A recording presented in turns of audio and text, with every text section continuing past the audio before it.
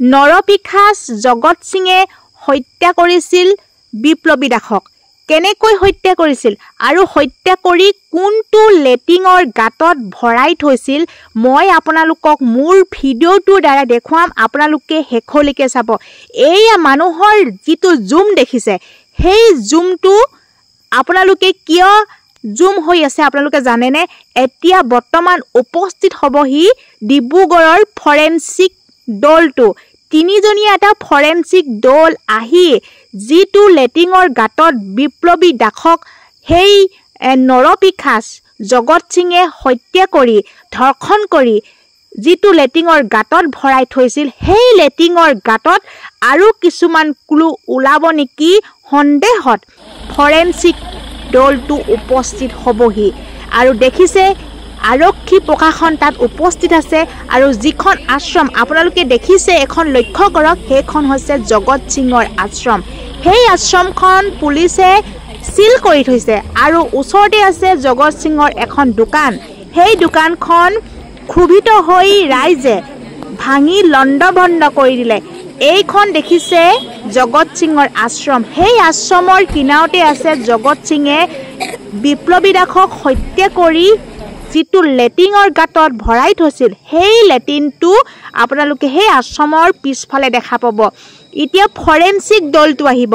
সেই ফৰেনচিক দলটো আহি সেই লেটিঙৰ গাঁতটো পৰীক্ষা কৰিব। বৰ্তমান এয়া ফৰেনচিক দল আহি উপস্থিত হ'ল। যিটো black and white T shirt পিন্ধি হাতত এটা লেপটপ লৈ আছে সেইজনী হৈছে ফৰেনচিক দলৰ বিষয়ববীয়া। আৰু চাওক বহুত ৰাইজ তাত উপস্থিত আছে। এতিয়া গেটখন খুলিব। গেটখন খুলি ফৰেনচিক দলটো বৰ্তমান ভিতৰলৈ প্ৰৱেশ কৰিছে আৰু ভিতৰলৈ গৈ যিটো লেটিঙৰ গাঁতত সেই মহা নৰপিশাচটোৱে বিপ্লৱী দাসক হত্যা কৰি অৰ্ধ উলংগ কৰি সেই লেটিঙৰ গাঁতত ভৰাই থৈছিল। যিটো জগত সিঙে জঘন্য কাম কৰিলে সেই জঘন্য কামৰ অপৰাধী শাস্তি হ'ব লাগে মাথো ফাঁচি। ফাঁচি নিদিলে সেই বিপ্লৱী দাসৰ আত্মাই কেতিয়াও সদগতি লাভ নাপায় আৰু ন্যায় নাপায়। এয়ে দেখিছে হাজাৰ হাজাৰ মানুহ উপস্থিত আছে। সকলো ৰাইজে এটাই কথা কৈছে যে জগত সিঙক ফাঁচি দিব লাগে। জগত সিঙক যদি ফাঁচি নিদিয়ে তেতিয়াহ'লে বিপ্লৱী দাসে কেতিয়াও ন্যায় নাপায় আৰু বিপ্লৱী দাসৰ পৰিয়ালে কেতিয়াও ন্যায় নাপায়। যিটো ঘটনা সংঘটিত হ'ল তিতাবৰ অঞ্চলত তিতাবৰবাসী ৰাইজৰ কাৰণে বহুত দুখৰ কথা, বহুত লজ্জিত কথা যে যিটো জগত সিঙে গুৰু উপাধিৰে সকলোৱে গুৰু বুলি সম্বোধন জনাইছিল সেই গুৰুজনে এনেকুৱা এটা নিকৃষ্ট কাম কৰিব বুলি কোনোবাই জানো ভাবিছিল?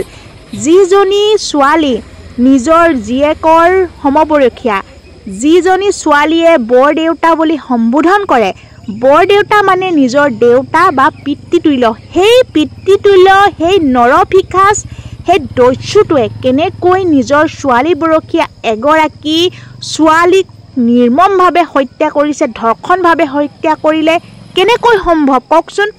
বৰ্তা বুলি সম্বোধন কৰা সেই বৰ্তাকে যে এদিন কাল ৰূপ ধৰিব বুলি কোনেও ভবা নাছিল।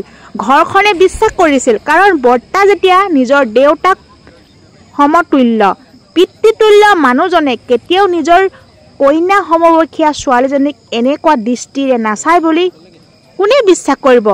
কোনেও বিশ্বাস নকৰে কাৰণ এনেকুৱা দৃষ্টি কেতিয়াও নাচায় নহয় জানো?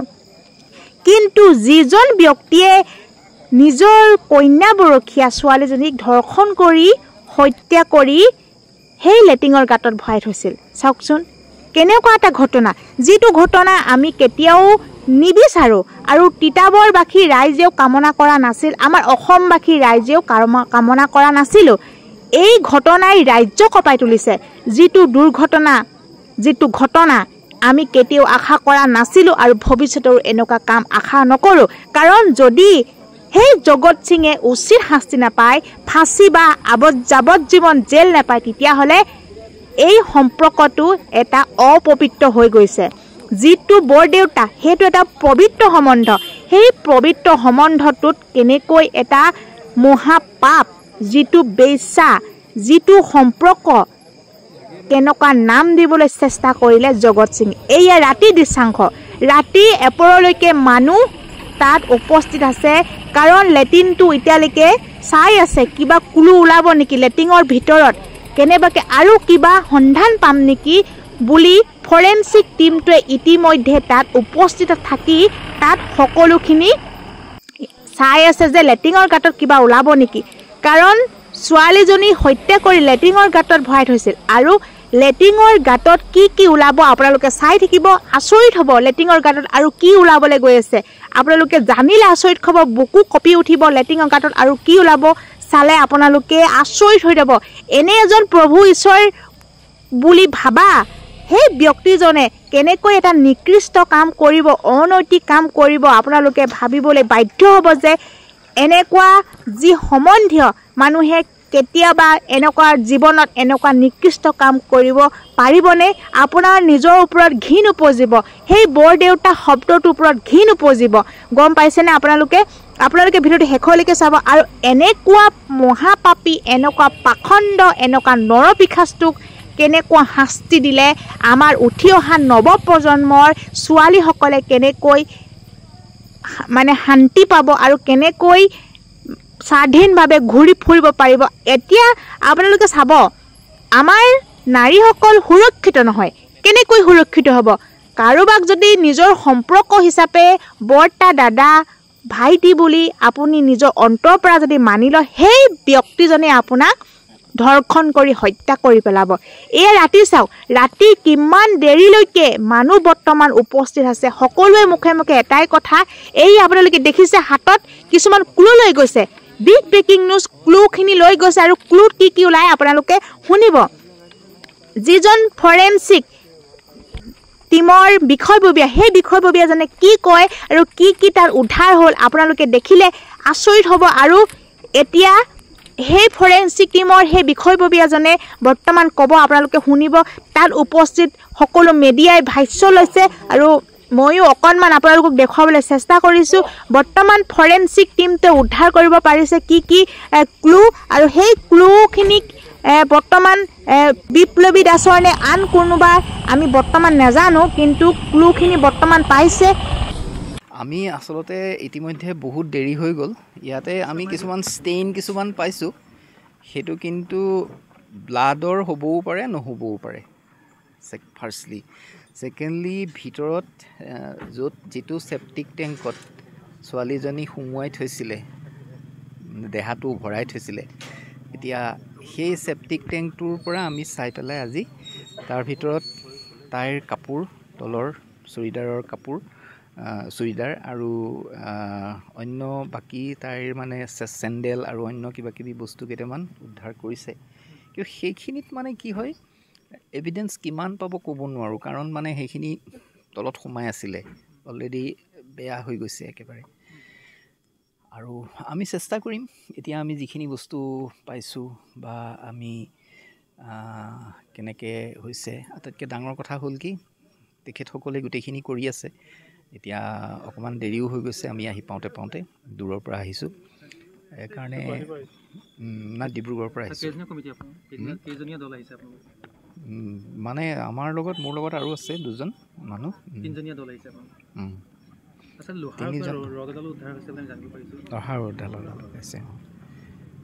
লোহাৰ ৰোডডালে মৰা বুলি কৈছে ইউজ কৰিছিলে আৰু কিবা এটা কাৰণত এতিয়াতো কি কৰিছিলেতো ইমানটো ক'ব নোৱাৰি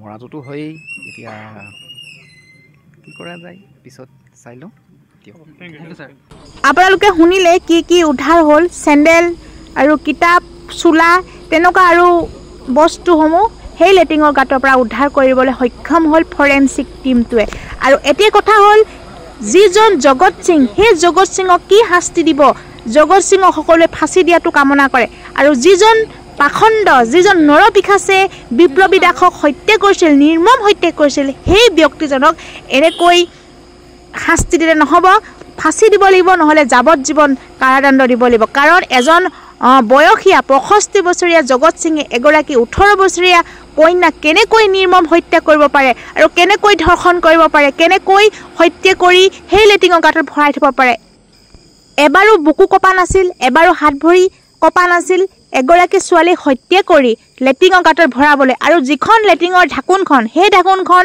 শুনা পাইছোঁ এজন মানুহে কেতিয়াও দাঙি ধৰি নি লেট্ৰিনৰ গাঁতটোত সোমোৱাব নোৱাৰে নিশ্চয় কোনোবা জড়িত থাকিব লাগিব আৰু আপোনালোকে ইতিমধ্যে গম পাইছে যে জগত সিঙৰ 2 পুত্ৰক আটক কৰিছে কিষাণ সিং আৰু জীৱন সিং নামৰ 2 পুত্ৰক আটক কৰিছে আৰক্ষীয়ে আৰু বৰ্তমান জড়িত আছেনে নাই আমি ইমান জ্ঞাত নহয় আমি যিখিনি ভিডিঅ' আপোনালোকক সংগ্ৰহ কৰিছোঁ বা যিখিনি পাইছোঁ ভিডিঅ'ত বা আপোনালোকক সেইখিনি কথাকে ক'বলৈ গৈছোঁ তাৰ বিষয়ে আমি ইমান